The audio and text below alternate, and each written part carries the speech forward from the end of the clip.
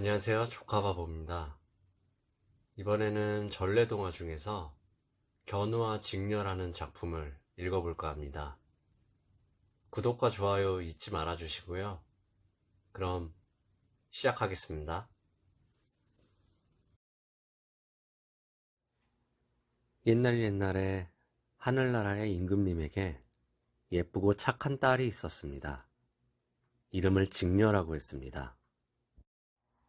임금님은 예쁜 직녀를 무척이나 사랑했고 스스로 자랑스러워했습니다. 세월은 흘러 어느덧 직녀도 시집갈 나이가 되었습니다. 임금님은 좋은 신랑감을 구하기 위해 나라 안은 물론이고 멀리까지 신하들을 보냈습니다. 마침내 한 사람의 신랑감을 찾았습니다. 바로 견우라는 청년이었습니다. 견우는 어릴 때부터 소를 무척이나 좋아해서 언제나 소를 몰고 다녔습니다.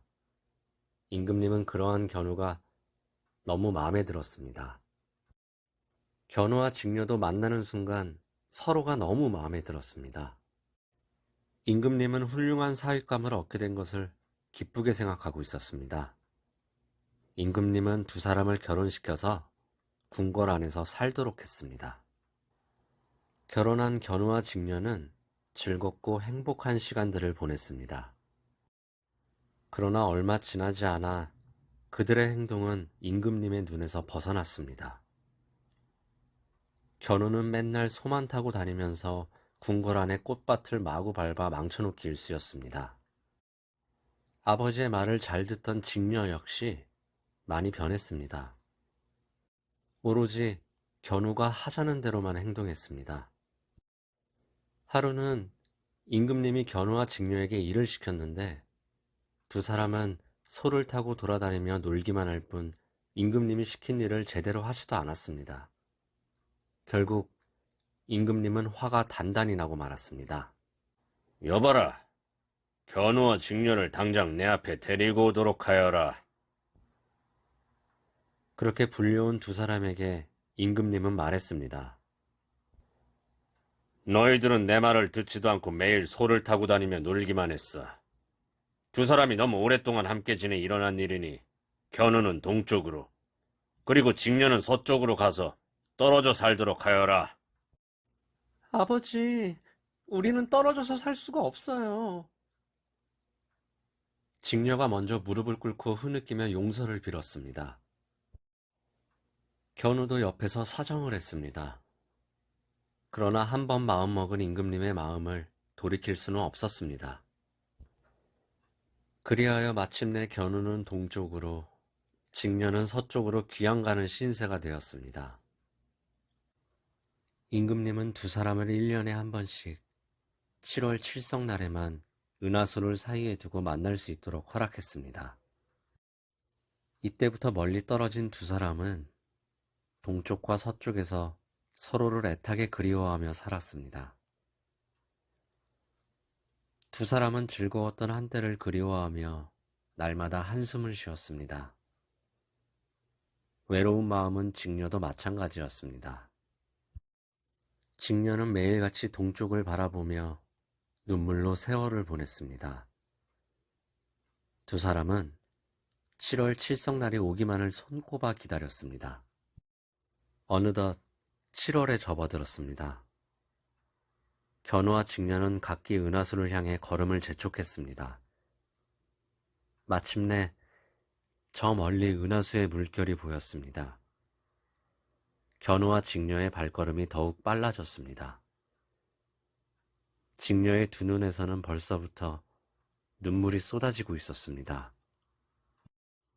견우와 직녀는 마침내 은하수 강가에 도착했습니다. 두 사람은 모두 놀랐습니다.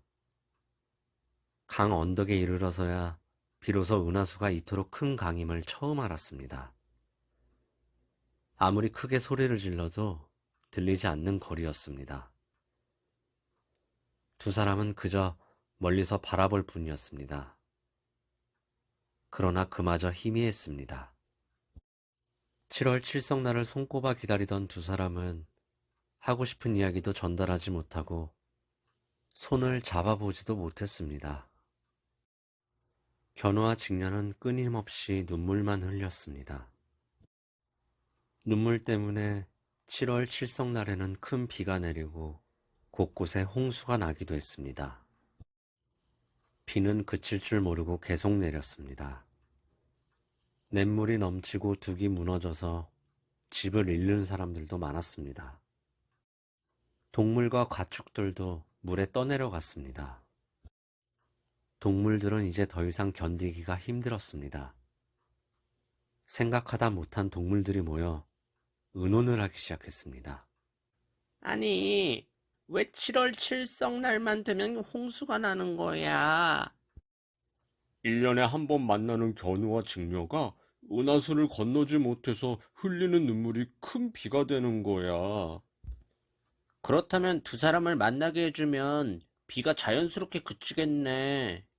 어떻게 만나게 해줄 수 있는 방법 없을까?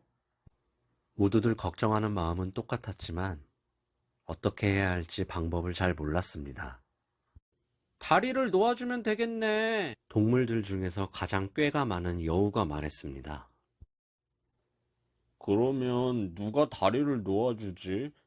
은하수는 저 하늘 제일 높은 곳에 있는데. 걱정하지 마. 우리가 은하수까지 날아가서 다리를 만들 수 있어. 이번에 나선 것은 까치와 까마귀였습니다. 그래, 너희들은 하늘을 날 수 있으니까 은하수에 다리를 만들 수 있겠다. 모여있던 동물들이 모두 좋아했습니다. 드디어 7월 칠성날이 되었습니다. 수많은 까치와 까마귀가 날아올라 하늘을 뒤덮었습니다. 까치와 까마귀들은 하늘 높이 올라가 떼를 지어 은하수 위에 긴 다리를 놓았습니다. 아주 훌륭한 다리였습니다. 견우와 직녀가 은하수 강가로 나왔습니다. 그들은 은하수 위에 생긴 긴 다리를 보고 감탄했습니다. 견우와 직녀는 좋아서 어쩔 줄을 몰랐습니다. 어서 건너세요. 어서 건너요. 까치와 까마귀들이 재촉했습니다. 견우와 직녀는 까치와 까마귀가 만들어 놓은 다리를 밟고 한 걸음씩 한 걸음씩 앞으로 나아갔습니다. 까치와 까마귀들은 서로 날개를 퍼덕이며 튼튼한 다리가 되어 주었습니다. 은하수의 다리 위에서 만난 두 사람은 기쁨에 눈물을 흘렸습니다. 오랜만에 만난 두 사람의 이야기는 좀처럼 그칠 줄을 몰랐습니다. 어느덧 시간이 흘러 이제는 헤어질 시간이 다 되어갔습니다. 두 사람은 아쉽고 슬펐지만 1년 후를 기약할 수밖에 없었습니다. 그렇게 그들은 마지막 인사를 했습니다. 그 후에도 까치와 까마귀들은 해마다 7월 칠성날이 되면 은하수에 올라와 다리를 놓아주었습니다. 까치와 까마귀가 놓아준 다리라고 해서 이 다리를 오작교라고 불렀습니다.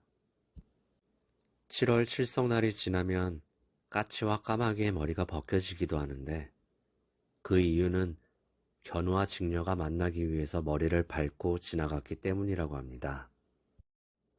그러나 까치와 까마귀들은 견우와 직녀가 만나서 기뻐하는 모습을 보곤 자신들의 머리가 벗겨지는 고통쯤은 잘 참아내고 있다고 합니다.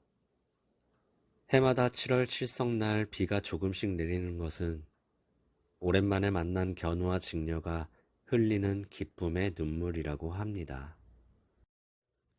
네, 견우와 직녀를 읽어보았습니다.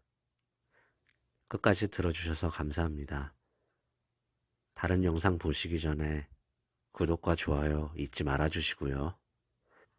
지금까지 조카바보였습니다. 감사합니다.